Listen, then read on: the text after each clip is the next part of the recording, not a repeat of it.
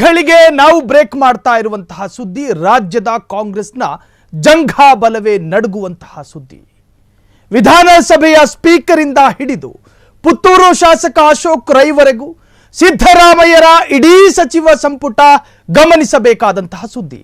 ಕಾಂಗ್ರೆಸ್ ಸರ್ಕಾರದ ವಿರುದ್ಧ ತಿರುಗಿ ಬಿದ್ದ ಕರಾವಳಿ ಮುಸಲ್ಮಾನರು. ಕಾಂಗ್ರೆಸ್ ಸರ್ಕಾರದ ವಿರುದ್ಧ ತಿರುಗಿ ಬಿದ್ದ ಮುಸಲ್ಮಾನರು. ತಾತ ನೆಟ್ಟಿದ ಆಲದ ಮರಕ್ಕೆ ನಾವು ನೀರು ಹಾಕೋದಿಲ್ಲ, ನೀವು ರಾಜೀನಾಮೆ ಕೊಡಿ ಎಂದು ಕಾಂಗ್ರೆಸ್ ಮುಖಂಡನಿಂದಲೇ ಕರೆ. ಕಾಂಗ್ರೆಸ್ಗೆ ರಾಜೀನಾಮೆ ಕೊಡುವಂತೆ ಕಾಂಗ್ರೆಸ್ ಮುಖಂಡನಿಂದಲೇ ಪ್ರಯತ್ನ. ದಕ್ಷಿಣ ಕನ್ನಡ ಜಿಲ್ಲಾ ಕಾಂಗ್ರೆಸ್ ಅಲ್ಪಸಂಖ್ಯಾತ ಘಟಕದ ಅಧ್ಯಕ್ಷ ಶಾಹುಲ್ ಹಮೀದ್ರಿಂದ, ಅಲ್ಪಸಂಖ್ಯಾತ ಘಟಕದ ಶಾಹುಲ್ ಹಮೀದ್ ಒತ್ತಡದಿಂದ ಅಥವಾ ಪ್ರಯತ್ನದಿಂದ ಈ ತರಹದೊಂದು ಅಭಿಯಾನ ನಡೀತಾ ಇದೆ. ಕಾಂಗ್ರೆಸ್ನ ಯುವ ಘಟಕದ ಬ್ಲಾಕ್ ಕಾಂಗ್ರೆಸ್ ಅಧ್ಯಕ್ಷರು ಬ್ಯಾಕ್ ಟು ಬ್ಯಾಕ್ ರಾಜೀನಾಮೆ ಕೊಡ್ತಾ ಇದ್ದಾರೆ. ಸಾಲು ಸಾಲು ರಾಜೀನಾಮೆಗಳು. ಕಾಂಗ್ರೆಸ್ ಪದಾಧಿಕಾರಿಗಳ ರಾಜೀನಾಮೆ ಒತ್ತಡ ಹಾಕುತ್ತಿರುವಂತಹ ಶಾಹುಲ್ ಹಮೀದ್ ಕಾಂಗ್ರೆಸ್ ಸರ್ಕಾರದ ವಿರುದ್ಧ ತಿರುಗಿ ಬಿದ್ದ ಮುಸಲ್ಮಾನರು. ನೀವು ರಾಜೀನಾಮೆ ಕೊಡಿ ಎಂದು ಕಾಂಗ್ರೆಸ್ ಮುಖಂಡನಿಂದಲೇ ಸಲಹೆ. ಕಾಂಗ್ರೆಸ್ಗೆ ರಾಜೀನಾಮೆ ಕೊಡುವಂತೆ ಕಾಂಗ್ರೆಸ್ ಮುಖಂಡನಿಂದಲೇ ಒತ್ತಡ. ದಕ್ಷಿಣ ಕನ್ನಡ ಜಿಲ್ಲಾ ಕಾಂಗ್ರೆಸ್ ಅಲ್ಪಸಂಖ್ಯಾತ ಘಟಕದ ಅಧ್ಯಕ್ಷನಿಂದಲೇ ಈ ಒತ್ತಡ ಎಂದು ಹೇಳಲಾಗ್ತಾ ಇದೆ. ಹಾಗಾದ್ರೆ ಕರಾವಳಿ ಭಾಗದಲ್ಲಿ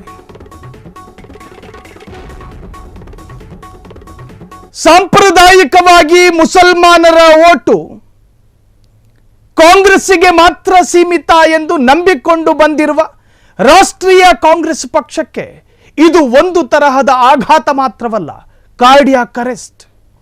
ಮುಸಲ್ಮಾನರ ಓಟು ಎಲ್ಲಿಗೂ ಹೋಗೋದಿಲ್ಲ, ನಮ್ಮ ಖಜಾನೆಗೆ ಬಂದು ಬೀಳುತ್ತೆ ಎಂದು ಅಂದುಕೊಂಡಿದ್ದ ಕಾಂಗ್ರೆಸ್ಸಿಗರು.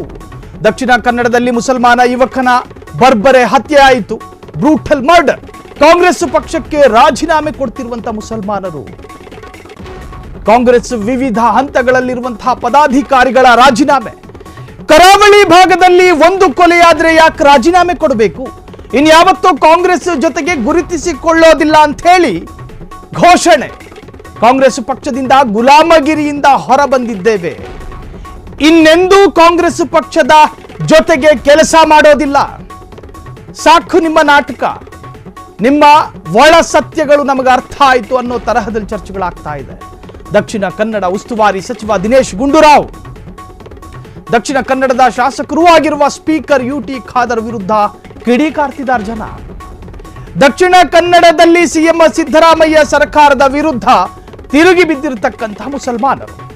ಸಿಎಂ ಸಿದ್ದರಾಮಯ್ಯ ಸರ್ಕಾರದ ಮೇಲೆ ಮುಸಲ್ಮಾನರ ಒತ್ತಡ.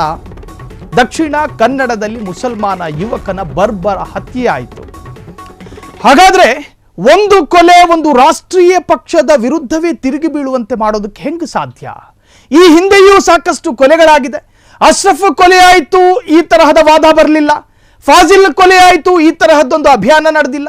ಈ ಹಿಂದೆ ಸಾಕಷ್ಟು ಮುಸಲ್ಮಾನರ ಕೊಲೆಯಾದ ನಂತರವೂ ಈ ತರಹದ್ದೊಂದು ಅಭಿಯಾನಕ್ಕೆ ಕೈ ಹಾಕದಂತಹ ಕರಾವಳಿಯ ಮುಸಲ್ಮಾನರು ಯಾಕೆ ಈ ಒಂದು ಕೊಲೆಯ ನಂತರ ಈ ತರಹದ್ದೊಂದು ಅಭಿಯಾನಕ್ಕೆ ಚಿಂತನೆಯನ್ನ ಮಾಡಿದ್ದಾರೆ?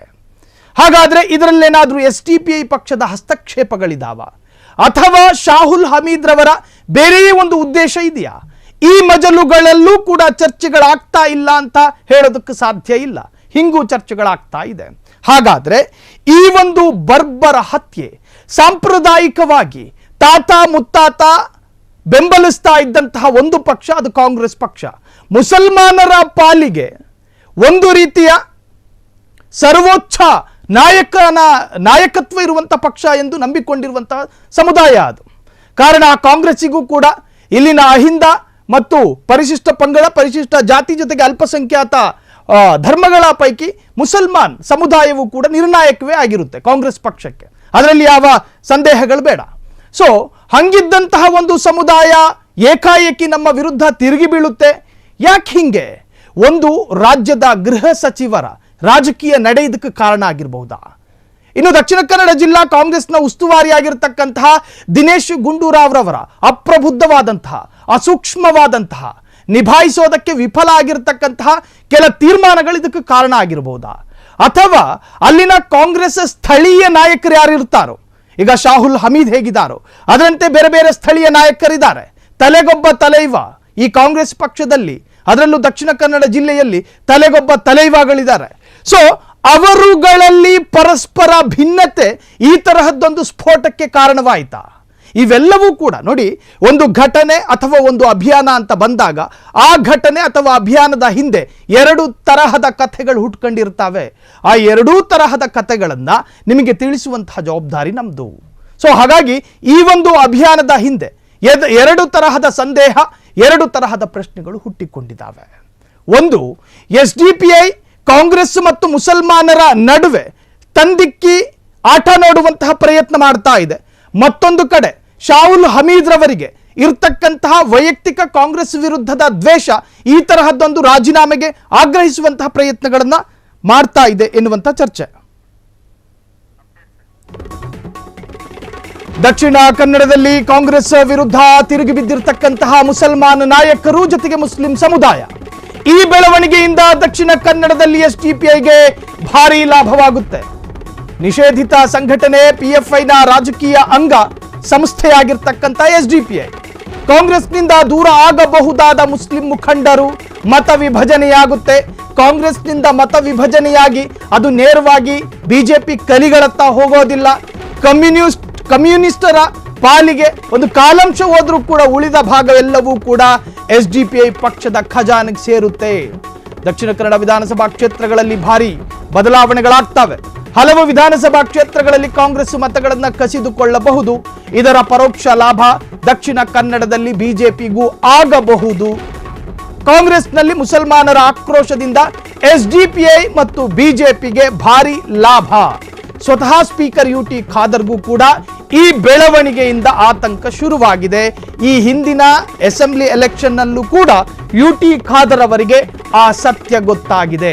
ಬಂಟ್ವಾಳದಲ್ಲಿ 5436 ಮತ ಪಡೆದಿದ್ದ SDPIನ ಇಲಿಯಾಸ್ ತುಂಬೆ, ಅದೇ ತರಹ ಉಳ್ಳಾಳ ವಿಧಾನಸಭಾ ಕ್ಷೇತ್ರದಲ್ಲೂ ಕೂಡ 17,000 ಚಿಲ್ಲರೆ ಮತಗಳನ್ನು SDPI ಪಕ್ಷ ಪಡ್ಕೊಂಡಿತ್ತು. 9 ವರ್ಷದ ಹಿಂದೆ ಹುಟ್ಟಿಕೊಂಡ ಒಂದು SDPI ಎನ್ನುವಂತಹ ಪಾರ್ಟಿ, ಈ ಪಾರ್ಟಿ ಉಳ್ಳಾಳದಲ್ಲಿ ಕ್ರಾಂತಿ ಸೃಷ್ಟಿಸುತ್ತಾ ಅಂತ ಹೇಳಿ ಸ್ವತಃ UT ಖಾದರ್ ಅವರೇ ಅಥವಾ UT ಖಾದರ್ ಅವರ ಬೆಂಬಲಿಗರು ಆ ಥರ ಯೋಚನೆ ಮಾಡಿರಲೂಬಹುದು. ಕಾರಣ 17,000ಕ್ಕೂ ಹೆಚ್ಚು ಮತಗಳನ್ನು ಇದೇ ಉಳ್ಳಾಳ ಕ್ಷೇತ್ರದಲ್ಲಿ SDPI ಪಡ್ಕೊಂಡಿತ್ತು. ಈ ಹಿಂದಿನ ಮತಗಳಿಗಿಂತಲೂ ಕೂಡ ಕಡಿಮೆ ಮತಗಳಿಂದ UT ಖಾದರ್ ಸಾಹೇಬರು ಅಲ್ಲಿ ವಿನ್ ಆದರು. ಅದೇನೇ ಇರಲಿ, ಈಗ ಮಂಗಳೂರಿನ ಮುಸಲ್ಮಾನರು ಕಾಂಗ್ರೆಸ್ನ ವಿರುದ್ಧ ತಿರುಗಿ ಬೀಳೋದಕ್ಕೆ ಏನಪ್ಪ ಕಾರಣ? ಕರಾವಳಿ ಅಂತ ಹೇಳಿದ್ರೆ ದಕ್ಷಿಣ ಕನ್ನಡ ಜಿಲ್ಲೆ, ಉಡುಪಿ ಜಿಲ್ಲೆ, ಜೊತೆಗೆ ಚಿಕ್ಕಮಗಳೂರು, ಸಕಲೇಶಪುರ, ಚಿಕ್ಕಮಗಳೂರು, ಕರಾವಳಿ ಅಲ್ಲದೇ ಇದ್ರೂ ಕೂಡ ಈ ಭಾಗದ ಮುಸಲ್ಮಾನರು ಹೆಚ್ಚಾಗಿ ಕರಾವಳಿಯಿಂದ ವಲಸೆ ಬಂದಂತಹ ಮುಸಲ್ಮಾನರ ಪರಂಪರೆ ಅಥವಾ ಆ ಕುಟುಂಬಕ್ಕೆ ಸೇರಿದವರಾಗಿರ್ತಾರೆ. ಆ ಭಾಗದಲ್ಲೂ ಕೂಡ ಈ ತರಹದ್ದೊಂದು ಚರ್ಚೆ ಅದರ ಕಬಂಧ ಬಾಹು ಚಾಚ್ಕೊಂಡಿರುತ್ತೆ. ಈ ಭಾಗದಲ್ಲೂ ಕೂಡ ಒಂದಷ್ಟು ಆಕ್ರೋಶಗಳು ವ್ಯಕ್ತವಾಗ್ತಾ ಇದೆ. ಇದಕ್ಕೇನು ಕಾರಣ ಅಂತ ಹೇಳಿದ್ರೆ, ಮುಸ್ಲಿಂ ಸಮುದಾಯದ ತುಷ್ಟೀಕರಣದ ಸೋಗಿನಲ್ಲಿ ಮುಸಲ್ಮಾನ ಯುವಕರ ಹೆಣ ಬಿದ್ದಾಗ ಅದರ ಸೂಕ್ಷ್ಮತೆಗಳನ್ನು ಗೊತ್ತು ಮಾಡಿಕೊಳ್ಳದೆ, ಅದರ ಪೂರಾಪರ ಯೋಚನೆಯನ್ನ ಮಾಡದೆ, ಮಂಗಳೂರಿನಲ್ಲಿ ಈ ಹಿಂದೆ ಮಾಬ್ ಲಿಂಚಿಂಗ್ ಆಯಿತು. ಒಬ್ಬ ಯುವಕನನ್ನ ಸಾಮೂಹಿಕವಾಗಿ ಕೊಲ್ಲಲಾಯಿತು. ಆ ಪ್ರಕರಣದಲ್ಲಿ ಅಲ್ಲಿನ ಗೃಹ ಸಚಿವ ಜಿ ಪರಮೇಶ್ವರ್ ಹೇಳಿದ್ದೇನು? ಪಾಕಿಸ್ತಾನದ ಪರ ಜಿಂದಾಬಾದ್ ಕೂಗಿದ ಕಾರಣಕ್ಕೆ ಕೊಲೆಯಾಗಿರಬಹುದು ಎನ್ನುವಂತಹದ್ದು. ಇದು ಅಸೂಕ್ಷ್ಮತೆ.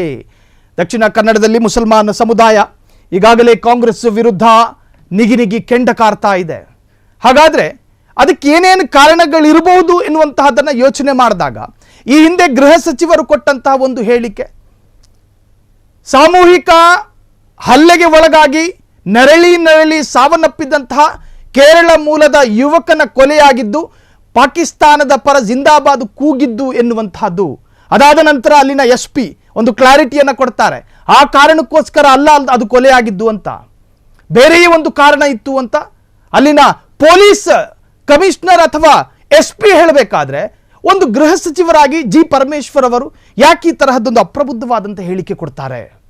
ಈ ತರಹದಲ್ಲೂ ಕೂಡ ಮುಸಲ್ಮಾನರಿಗೆ ಅಸಮಾಧಾನ ಆಗಿರಬಹುದು. ಇನ್ನಲ್ಲಿನ ಉಸ್ತುವಾರಿ ದಿನೇಶ್ ಗುಂಡೂರಾವ್ ಸಾಹೇಬ್ರು, ಅಲ್ಲಿನ ಕಾನೂನು ಸುವ್ಯವಸ್ಥೆ ಹದಗೆಟ್ಟಿಲ್ಲ, ನಾವು ಎಲ್ಲ ತರಹದ ಪ್ರಯತ್ನಗಳಲ್ಲಿದ್ದೀವಿ, ನಮ್ಮ ಇಂಟೆಲಿಜೆನ್ಸ್ ಅಧಿಕಾರಿಗಳು ನಿದ್ರೆಯಲ್ಲಿಲ್ಲ, ಸದಾ ಎಚ್ಚೆತ್ತುಕೊಂಡಿರ್ತಾರೆ, 5 ದಶಕಗಳಿಂದ ಮಂಗಳೂರಿನಲ್ಲಿ ಇಂಟೆಲಿಜೆನ್ಸ್ ಸರಿಯಾಗಿ ಕೆಲಸನೇ ಮಾಡ್ತಾ ಇಲ್ಲ ಅಂತ ಹೇಳಿ ಅಲ್ಲಿನ ಜನ ಮಾತನಾಡ್ತಾರೆ. ಬಂದರು ಆರ್ಬಾರ್ ಇರತಕ್ಕಂತಹ ಪ್ರದೇಶ, ಸಮುದ್ರ ಕಿನಾರೆಯಲ್ಲೂ ಕೂಡ ಅಹಿತಕರ ಘಟನೆಗಳು ಸಂಭವಿಸಬಹುದಾದಂತಹ ಸೂಕ್ಷ್ಮ ಜಿಲ್ಲೆಗಳಿರ್ತಕ್ಕಂತಹ, ಸೂಕ್ಷ್ಮ ತಾಲೂಕಿರ್ತಕ್ಕಂತಹ, 1968ರಿಂದ ಶುರುವಾದಂತಹ ಗಲಭೆಗಳು 2025 ಆದರೂ ಕೂಡ ಇನ್ನೂ ನಿಂತಿಲ್ಲ. ಕುದ್ರೋಳಿಯಲ್ಲಿ ಆರಂಭವಾದ 1968ರಲ್ಲಿ, ಅದಾದ ನಂತರ 1978, ಅದಾದ ನಂತರ ಹೀಗೆ ಸುಖಾನಂದ ಶೆಟ್ಟಿ ಹತ್ಯೆ ಪ್ರಕರಣ, ಅದಾದ ನಂತರ ಫಾಜಿಲ್, ಅದಾದ ನಂತರ ಅಶ್ರಫ್, ಅದಾದ ನಂತರ ಹೀಗೆ ಬ್ಯಾಕ್ ಟು ಬ್ಯಾಕ್ ಹೆಣಗಳ ಮೇಲೆ ರಾಜಕೀಯ ನಡ್ಕೊಂಡು ಹೋಯ್ತೇ ಹೊರತಾಗಿ ಕರಾವಳಿಗೆ ಒಂದು ಸುಖಾಂತ್ಯವನ್ನು ತರೋದಕ್ಕೆ ಬಿಜೆಪಿನೂ ಪ್ರಯತ್ನ ಪಡ್ತಿಲ್ಲ, ಕಾಂಗ್ರೆಸ್ಸು ಪ್ರಯತ್ನ ಪಡ್ತಿಲ್ಲ. ಹಾಗಾಗಿ ಈ ಎರಡೂ ಪಕ್ಷ ನಮಗೆ ಬೇಡ. ಹಾಗಾದರೆ ಮುಸಲ್ಮಾನರಿರ್ತಕ್ಕಂತಹ ಪರ್ಯಾಯ ಪಕ್ಷ ಯಾವುದು? ಒಂದು ಕಮ್ಯುನಿಸ್ಟು ಅಥವಾ SDPI. ಕಮ್ಯುನಿಸ್ಟ್ ಪಕ್ಷವೂ ಕೂಡ ಎಡಪಂಥೀಯ ವಾದವನ್ನು ಪೂರ್ಣವಾಗಿ ಸ್ವೀಕರಿಸಿಕೊಳ್ಳದೇ ಇದ್ದರೂ ಕೂಡ ಅಲ್ಪ ಪ್ರಮಾಣದಲ್ಲಾದರೂ ಗಂಟಲು ಕೆಳಗಿಳಿಯುತ್ತೆ ಕಮ್ಯುನಿಸ್ಟ್ ಅವರಿಗೆ. ಹಾಗಾಗಿ ಕಮ್ಯುನಿಸ್ಟ್ ಪರ ವಾಲ್ತಾರ ಅಥವಾ ಸಂಪೂರ್ಣವಾಗಿ ಅಹಿಂದ ಮತ್ತು ದಲಿತರ ಜೊತೆಗೆ ಮುಸ್ಲಿಂ ಸಮುದಾಯದ ಪರ ಮಾತನಾಡುವಂತಹ SDPI ಪರ ನಿಂತ್ಕೋತಾರ? ಖಂಡಿತವಾಗ್ಲೂ ಮುಸಲ್ಮಾನರಿಗೆ ಇರತಕ್ಕಂಥ ಆಯ್ಕೆ ಅದೊಂದೇ.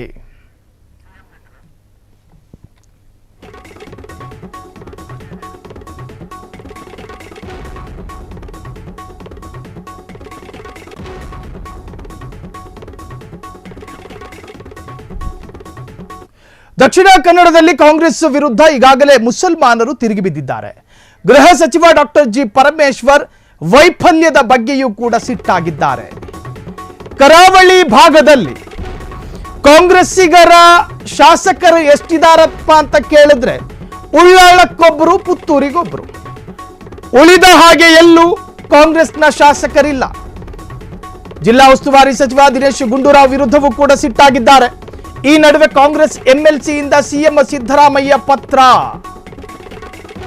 ಕಾಂಗ್ರೆಸ್ ಸರ್ಕಾರದ ಕಾನೂನು ವೈಫಲ್ಯಗಳ ಬಗ್ಗೆಯೇ ನೇರ ಪ್ರಶ್ನೆ. CM ಸಿದ್ದರಾಮಯ್ಯಗೆ ಪತ್ರ ನೀಡಿ ಕೆದಕಿದ ಮಂಜುನಾಥ್ ಭಂಡಾರಿ ಪತ್ರವನ್ನು ಬರೆದು ಕೆದಕಿದ್ದಾರೆ.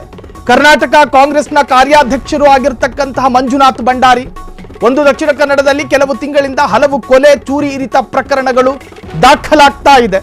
ಎರಡನೇದು, ತಿಂಗಳಲ್ಲಿ 3 ಕೊಲೆ, ಚೂರಿ ಇರಿತದ ಪ್ರಕರಣಗಳು ನಡೀತಾ ಇದ್ದಾವೆ. ಪ್ರಚೋದನಾಕಾರಿ ಪೋಸ್ಟ್ಗಳ ವಿರುದ್ಧ ಕ್ರಮವನ್ನ ಕೈಗೊಂಡಿಲ್ಲ. ಪ್ರಚೋದನಾಕಾರಿ ಪೋಸ್ಟ್ಗಳ ವಿರುದ್ಧ ಯಾರನ್ನೂ ಬಂಧಿಸಿಲ್ಲ. ಕ್ರಿಮಿನಲ್ ಹಿನ್ನೆಲೆ ಇರುವವರಿಗೂ ಕೂಡ ಗನ್ ಲೈಸೆನ್ಸ್ ನೀಡಲಾಗಿದೆ. ದಕ್ಷಿಣ ಕನ್ನಡದಲ್ಲಿ ಅಕ್ರಮ ದಂಧೆ ದೊಡ್ಡ ಮಟ್ಟದಲ್ಲೇ ನಡೀತಾ ಇದೆ. ಈ ಅಕ್ರಮ ದಂಧೆಯ ಹಣವನ್ನೇ ಸಮಾಜಘಾತುಕ ಕೆಲಸಗಳಲ್ಲಿ ಬಳಕೆ ಮಾಡಿಕೊಳ್ಳಲಾಗ್ತಾ ಇದೆ. ಈ ಪತ್ರದಲ್ಲಿ ಉಲ್ಲೇಖ ಆಗಿರತಕ್ಕಂಥ ಅತ್ಯಂತ ಪ್ರಮುಖ ಪಾಯಿಂಟ್ಸ್ಗಳನ್ನು ತೋರಿಸ್ತಾ ಇದ್ದೀವಿ.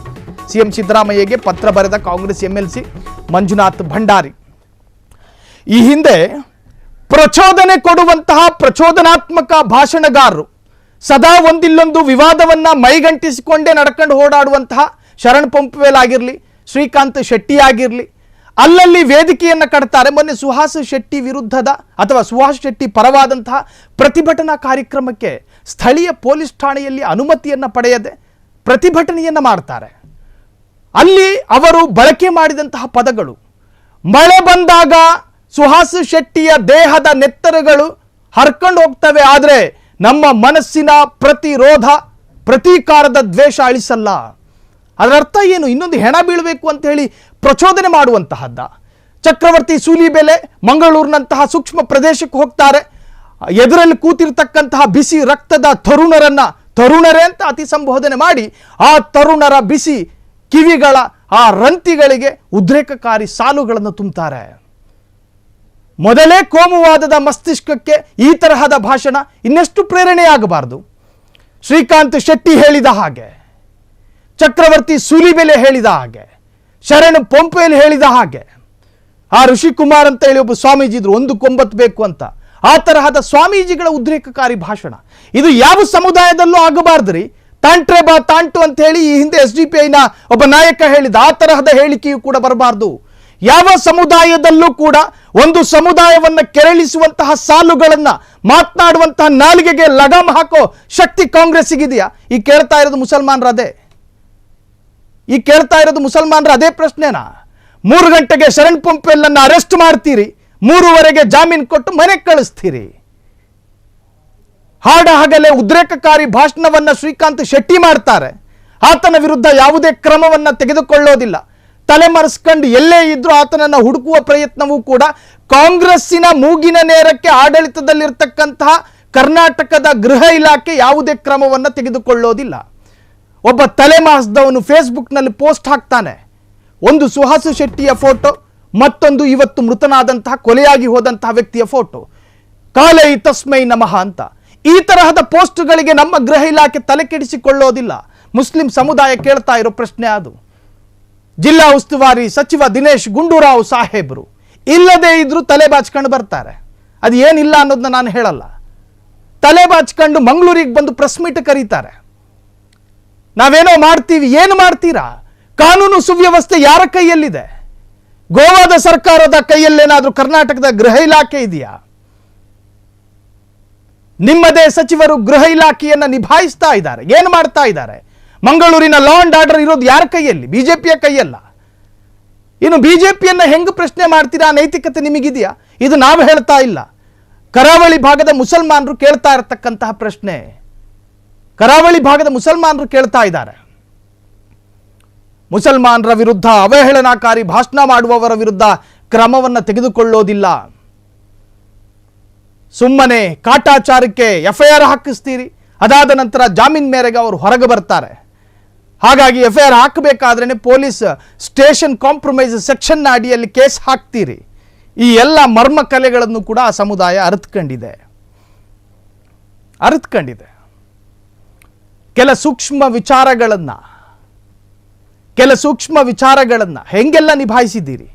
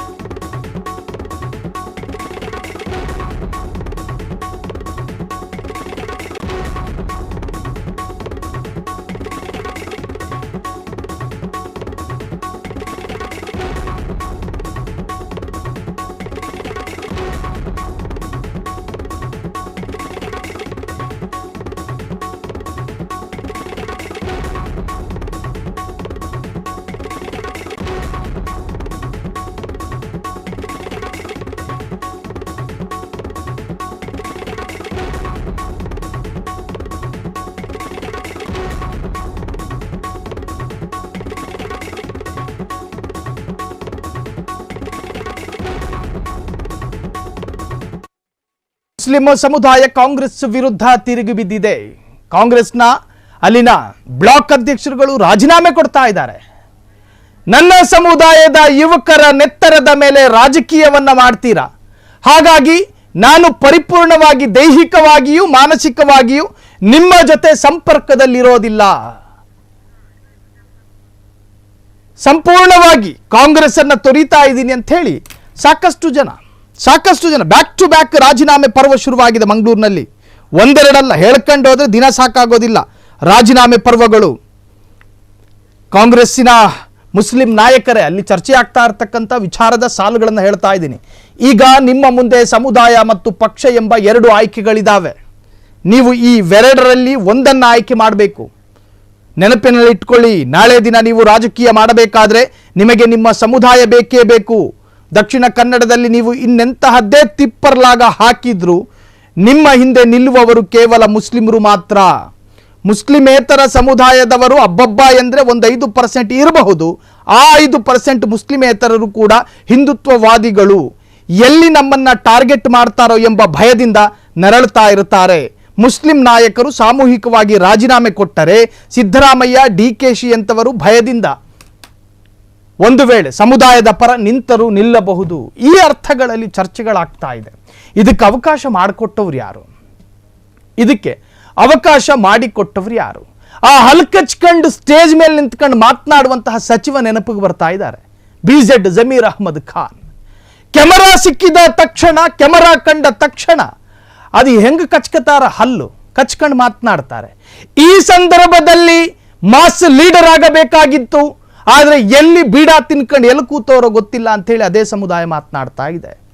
ರಿಜ್ವಾನ್ ಅರ್ಷದ್ ಎಲ್ಲಿದಾರೋ, ಶಿವಾಜಿನಗರದ ಅದು ಯಾವ ಓಣಿಲ್ ಕೂತ್ಕೊಂಡವರು, ಇನ್ ಯಾವಾಗ ಸಮುದಾಯದ ಪರ ಮಾತನಾಡ್ತಾರೋ ಗೊತ್ತಿಲ್ಲ ಅಂತ ಹೇಳಿ ಅದೇ ಸಮುದಾಯದವರು ಮಾತನಾಡ್ತಾ ಇದ್ದಾರೆ. ಇನ್ನು ನಮ್ಮ ಸ್ಪೀಕರ್ ಸಾಹೇಬ್ರು ಅವರು ಮಾತನಾಡೋದಕ್ಕೂ ಕೂಡ ಪ್ರೋಟೋಕಾಲ್ ಇದೆ ಬಿಡಿ. ಎಸ್, ಈ ಬಗ್ಗೆ ಮಾತನಾಡೋದಕ್ಕೆ ಸ್ವತಃ ಅಲ್ಲಿನ ಮೈನಾರಿಟಿ ಅಲ್ಪಸಂಖ್ಯಾತ ಘಟಕದ ಅಧ್ಯಕ್ಷರಾಗಿರ್ತಕ್ಕಂತಹ ಶಾಹುಲ್ ಹಮೀದ್ ಈಗ ಫೋನ್ ಸಂಪರ್ಕದಲ್ಲಿ. ಶಾಹುಲ್ ಹಮೀದ್, ನಮಸ್ಕಾರ. ನಮಸ್ಕಾರ ಸರ್. ಅಜ್ಜ ನೆಟ್ಟಿದ ಆಲದ ಮರಕ್ಕೆ ಮಂಗಳೂರಿನ ಮುಸಲ್ಮಾನರು ನೀರು ಇಕ್ಕೊಂಡು ಇಷ್ಟು ದಿನ ಕಾಪಾಡ್ಕೊಂಡು ಬಂದ್ರು, ನೀವು ಅದಕ್ಕೆ ತಿಲಾಂಜಲಿ ಇಟ್ಟು ಮಂಗಳೂರು ಸಮುದ್ರಕ್ಕೆ ಹೋಮ ಬಿಟ್ಟಂಗ್ ಮಾಡಿದ್ರಿ. ಹೇಳಿ. ಅದೇ ಹೇಳ್ತಾ ಇದ್ದೀನಿ, ತಾತ ನೆಟ್ಟಿದ ಆಲದ ಮರ. ಸೊ ಸಾಂಪ್ರದಾಯಿಕವಾಗಿ ಕಾಂಗ್ರೆಸ್ ಅನ್ನ ಹಿಂಬಾಲಿಸ್ಕೊಂಡು ಬಂದಿದ್ದಂತ ಮುಸ್ಲಿಂ ಸಮುದಾಯ, ಆ ಸಮುದಾಯದ ದಿಕ್ಕು ತಪ್ಪಿಸಿದ್ರ ಅಂತ ನೀವು? ನಾವು ಯಾರದಕ್ಕೂ ತಪ್ಪಿಸಿಲ್ಲ. ಯಾಕೆ ಕೇಳ್ತಾ ಇದ್ರಿ? ಅಂದ್ರೆ ಬ್ಯಾಕ್ ಟು ಬ್ಯಾಕ್ ನಿಮ್ಮ ಕಮ್ಯುನಿಟಿಯ ಯುವಕರು ರಾಜೀನಾಮೆ ಕೊಡ್ತಾ ಇದ್ದಾರೆ. ಅದು ಸಾಮಾನ್ಯದವರಲ್ಲ, ಘಟಕಾಧ್ಯಕ್ಷರುಗಳು, ಬ್ಲಾಕ್ ಕಾಂಗ್ರೆಸ್ನ ಅಧ್ಯಕ್ಷರುಗಳು ಹೌದು ಬ್ಯಾಕ್ ಟು ಬ್ಯಾಕ್ ರಿಸೈನ್ ಕೊಡ್ತಾ ಇದ್ದಾರೆ. ಹೌದು, ಅಂದ್ರೆ ಇತ್ತೀಚಿನ ವಿದ್ಯಮಾನಗಳು, ಸರಣಿ ಕೊಲೆಗಳು, ಅದರಲ್ಲಿ ಪೊಲೀಸರ ವೈಫಲ್ಯ, ಇದರಿಂದ ತೀರಾ ಹತಾಶೆಗೊಂಡಿದ್ದಾರೆ. ಖಂಡಿತವಾಗಿ ಸರ್ಕಾರ ನಮ್ದೇ ಇದ್ರು ನ್ಯಾಯ ಒದಗಿಸ್ಲಿಕ್ಕೆ ಆಗ್ತಾ ಇಲ್ಲಲ್ಲ ಅಂತ ನೋವು ನಮ್ಮ ಹತ್ರ ಇದೆ. ಆ ನೋವು ಸಹಿಸ್ಕೊಳ್ಳಿಕ್ಕೆ ಆಗ್ತಾ ಇಲ್ಲ. ಪದೇ ಪದೇ ಮೇಲಿಂದ ಮೇಲೆ ಯಾವಾಗ ಫಾಜಿಲ್ನ ಮರ್ಡರ್ ಆದಾಗ ಇದೇ ಶರಣ್ ಪಂಪ್ವೆಲ್ ನೇರವಾಗಿ ಆ ಕೊಲೆಯನ್ನು ನಮ್ಮ ಹುಡುಗರೇ ನುಕ್ಕಿ ಮಾಡಿದ್ದಾರೆ, ಕೊತ್ತಿದ್ದಾರೆ ಅಂತ ಹೇಳುವಾಗಲೂ ನಮ್ಮ ಸರ್ಕಾರ ಇತ್ತು, ಪೊಲೀಸ್ ಇಲಾಖೆ ಇತ್ತು, ಅವನನ್ನು ಮೈ ಮುಟ್ಲಿಕ್ಕೆ ಹೋಗಿಲ್ಲ. ಇದೀಗ ಮತ್ತೊಬ್ಬ ಪುತ್ತೂರಲ್ಲಿ ಮಾತಾಡ್ತಾನೆ, ನಾವು ಬಹಿರಂಗವಾಗಿ ಗೋತ್ರದಂತೆ ನಾವು ಇಲ್ಲಿ ಜಿಲ್ಲೆಯನ್ನು ಮಾಡ್ತೇವೆ ಅಂತ ಹೇಳಿದಾಗ್ಲೂ ಅವನನ್ನು ಯಾರು ವಿಚಾರಿಸುವುದಿಲ್ಲ. ಇದು ಆಮೇಲೆ ಅಲ್ಲಿ ಗುಂಪು ಹತ್ಯೆ ಆಗ್ತದೆ, 40-50 ಜನ ಸೇರಿ ಅಮಾಯಕ ಮಾನಸಿಕ ಅಸ್ವಸ್ಥರನ್ನು ಹೊಡೆದುಕೊಳ್ತಾರೆ. ಮುಖ್ಯ ಆರೋಪಿಯನ್ನು ಇನ್ನೂ ಸಹ ಬಂಧಿಸ್ಲಿಕ್ಕೆ ಆಗ್ಲಿಲ್ಲ ಸರ್. ಆಮೇಲೆ ಇನ್ನೊಂದು ಕಡೆ ಮೊನ್ನೆ ಇವನ ಸುಹಾಸ್ ಶೆಟ್ಟಿ ಎಂಬ ರೌಡಿ ಹತ್ಯೆ ಆದ್ಮೇಲೆ ಅದಕ್ಕೆ ಒಂದು ಬಜಿಪೆಯಲ್ಲಿ ನಿನ್ನೆ ಅಬ್ದುಲ್ ರಹಮಾನ್ನ ಕೊಲೆಯಾಗುವ ಮುನ್ನಾ ದಿನ ಇದಕ್ಕೆ ಬೇಕಾದ ಸ್ಕೆಚ್ ಹೀಗೆಲ್ಲ ಮಾಡ್ತೇವೆ, ಯಾವ ರೀತಿ ಕಡಿಬೇಕು, ಶಿಕ್ಷೆ ಆಗ್ಲಿಕ್ಕೆ ಸಿಗಬಾರದು, ರಕ್ತಕ್ಕೆ ರಕ್ತ ಅಂತ ಗಂಟಾ ಘೋಷವಾಗಿ ಬಹಿರಂಗ ಘೋಷಣೆ ಮಾಡಿದಾಗ ಸಹ ಯಾರನ್ನು ಅರೆಸ್ಟ್ ಮಾಡದೆ ನಿರ್ಲಕ್ಷ್ಯ ವಹಿಸಿದ ಕಾರಣವೇ ಅಮಾಯಕನೊಬ್ಬನನ್ನ ಹತ್ಯೆ ಆಗಿದೆ. ಅಮಾಯಕರು ಹೇಳಿ ಶಾಹುಲ್ ಹಮೀದ್, ಇಲ್ಲಿ ಸಮುದಾಯವನ್ನ ಕಾಂಗ್ರೆಸ್ ಬಳಸಿಕೊಂಡಿತ್ತು ಅನ್ನೋ ಅರ್ಥದಲ್ಲಿ ಮಾತನಾಡ್ತಾ ಇದ್ದೀರಿ. ಇಲ್ಲಿವರೆಗೂ ಕೂಡ ಅಧಿಕಾರಕ್ಕೆ ಸಮುದಾಯ ಬೇಕಿತ್ತು, ಆದ್ರೆ ಸಮುದಾಯದ ಪ್ರಶ್ನೆ ಅಂತ ಬಂದಾಗ ಸ್ಪಂದಿಸೋ ನಾಯಕರಿಲ್ಲ. ಸರಿ ಬಿಡಿ, ಅದು ಸರ್ಕಾರದ ವೈಫಲ್ಯ ಅಂತ ಹೇಳ್ಬೋದು. ನೀವು ರಾಜೀನಾಮೆ ಕೊಡೋದಕ್ಕಿರೋ ಕಾರಣ? ನಾವು ಅಂದ್ರೆ ನಮ್ಮದೇ ಸರ್ಕಾರ ಇದ್ದಾಗ ನ್ಯಾಯ ನಮ್ಗೆ ತಗೊಳ್ಳಿಕ್ಕಾಗದೆ ಆ ಹುದ್ದೆಯಲ್ಲಿ ಮುಂದುವರಿಕೆ ಏನ್ ಅರ್ಥ ಇದೆ? ಮತ್ತೆ ಏನ್ ಅರ್ಥ ಇದೆ? ಕೇಳುವವರಿಲ್ಲ. ನಾವು ಮತ್ತೆ ಯಾರಲ್ಲಿ ನಮ್ಮ ಇದನ್ನು ಗೋಳನ್ನು ತೋಡಿಕೊಳ್ಬೇಕು? ಈ ಪಕ್ಷವನ್ನು ಕಟ್ಟಿ ಬೆಳೆಸಿದವರು ನಾವು ಪಕ್ಷದ ಹುದ್ದೆಗಳಿಗೆ ರಾಜೀನಾಮೆ ಕೊಡ್ತಾ ಇದ್ದೇವೆ. ಪಕ್ಷವನ್ನ ನಾವು ಕಟ್ಟಿದ್ದೇವೆ, ಪಕ್ಷದ ನಮ್ಮ ಋಣಾನುಬಂಧ ಇದೆ, ಸಂಬಂಧ ಇದೆ. ಅಲ್ಲ, UT ಖಾದರ್ನಂತಹ ನಾಯಕರು ಇರ್ತಕ್ಕಂತಹ ಕಮ್ಯುನಿಟಿ ನಿಮ್ದು, BZ ಜಮೀರ್ನಂತಹ ನಾಯಕನಿರ್ತಕ್ಕಂತಹ ಕಮ್ಯುನಿಟಿ, ಜೊತೆಗೆ ಸುಹೈಲ್ ಕಂದಕ್ಕು, ರಿಜ್ವಾನ್ ಅರ್ಷದ್, ಹೀಗೆ ಸಾಕಷ್ಟು ನಾಯಕರು ಇದ್ದಾರಲ್ಲ ಶಾಹುಲ್ ಹಮೀದ್. ಖಂಡಿತ ಇದ್ದಾರೆ. ಅವರಲ್ಲೂ ನೋವಿದೆ. ಈ ಅಸಹಾಯಕತನ್ನು ನಾವು ಯಾರಲ್ಲಿ ತೋಡಿಕೊಳ್ಳುವುದು? ಜವಾಬ್ದಾರಿತ ಹುದ್ದೆಯಲ್ಲಿದ್ದಂಥವ್ರು ನಮ್ಮ ಮೇಲೆ ಇಡೀ ಸಮುದಾಯ ನಮ್ಮ ಪ್ರಶ್ನೆ ಮಾಡ್ತಾ ಇದೆ. ಯಾಕೆ ನೀವು ನಮ್ಮಿಂದ ಏನು ಮಾಡ್ಲಿಕ್ಕೆ ಆಗದಿದ್ರೆ ನಾವೇನು ಮಾಡ್ಬೇಕು ಹೇಳಿ? ಆ ಹುದ್ದೆಯನ್ನು ಇಟ್ಕೊಂಡು ನಾವೇನು ಇದು ಮಾಡ್ಲಿಕ್ಕಾಗ್ತದಾ? ಏನಾದ್ರು ಮಾಡ್ಲಿಕ್ಕೆ ಆಗ್ತದಾ? ನ್ಯಾಯ ಕೊಡ್ಲೇಬೇಕಲ್ಲ ನಾವು. ಅದಕ್ಕಾಗಿ ಈ ತೀರ್ಮಾನವನ್ನ ತಗೊಳ್ತಾ ಇದ್ದಾರೆ. ಖಂಡಿತವಾಗಿ ಅಂದ್ರೆ ಮುಂದೆ ಏನಾಗ್ತದೆ ಅಂತ ಹೇಳಿ ಪರ್ಯಾಯ ಮಾರ್ಗ ಇದೆಯಾ ಶಾಹುಲ್ ಹಮೀದ್? ನಿಮಗೊಂದು ರಾಜಕೀಯ ಅಸ್ತಿತ್ವ ಬೇಕು ತಾನೆ ನಿಮ್ಮ ಸಮುದಾಯಕ್ಕೆ. ಕಮ್ಯುನಿಸ್ಟ್ SDPI ಹೊರತುಪಡಿಸಿದ್ರೆ ಇನ್ಯಾವುದೇ ಪಕ್ಷ ಅಲ್ಲಿಲ್ಲ ಆ ಭಾಗದಲ್ಲಿ. ಹೌದು. ಏನ್ ನಿಮ್ಮ ಪರ್ಯಾಯ ಮಾರ್ಗ ಏನು ಅಂತ ಮುಂದೆ?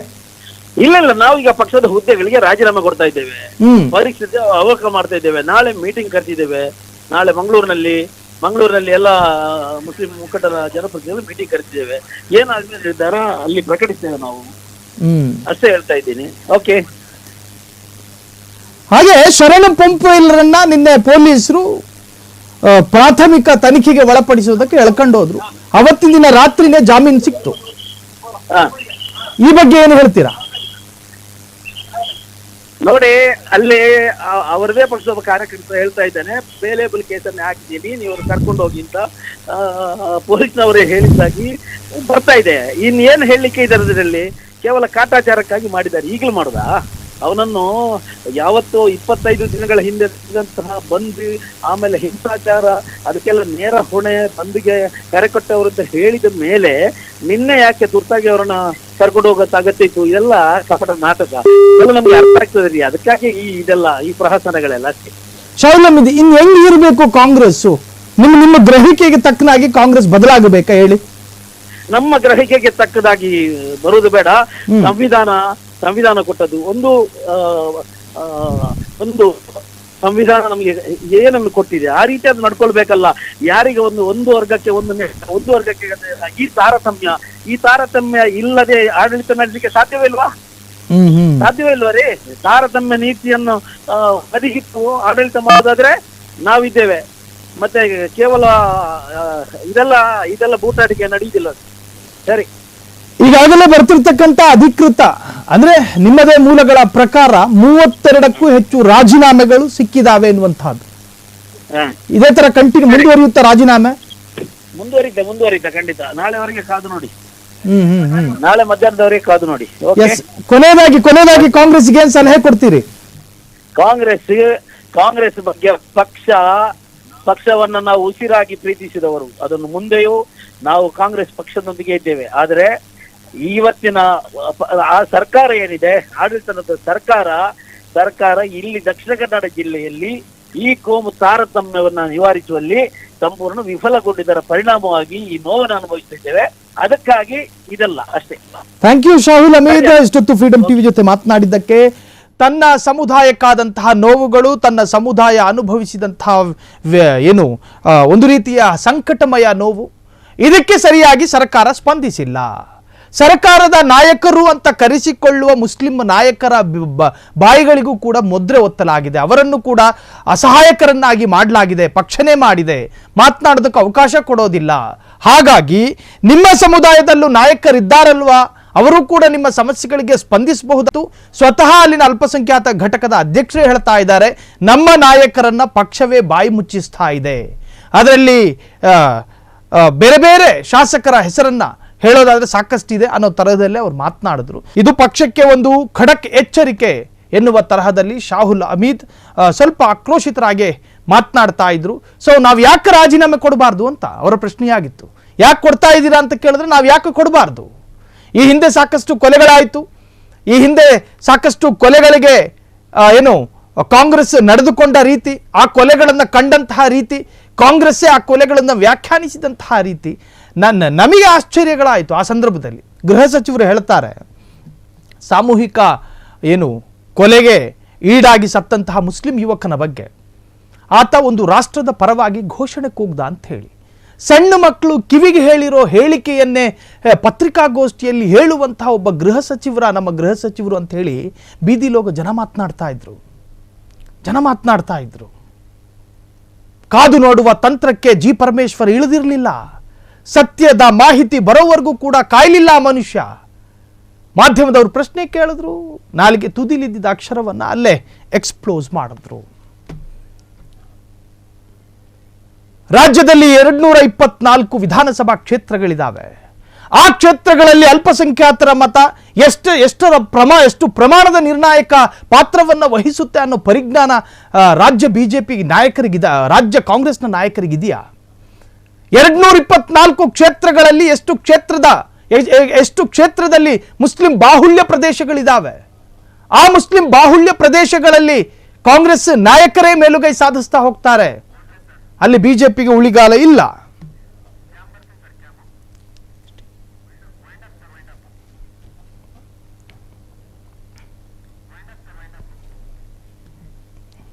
ಕ್ಷಣ ಕ್ಷಣದ ಸುದ್ದಿಗಳಿಗಾಗಿ ಫ್ರೀಡಂ ಟಿವಿ ಸಬ್ಸ್ಕ್ರೈಬ್ ಮಾಡಿ, ಲೈಕ್ ಮಾಡಿ ಹಾಗೂ ಫಾಲೋ ಮಾಡಿ. ಹೊಸ ಸುದ್ದಿಗಳ ನೋಟಿಫಿಕೇಶನ್ಗಾಗಿ ಬೆಲ್ ಐಕಾನ್ ಮೇಲೆ ಕ್ಲಿಕ್ ಮಾಡಿ.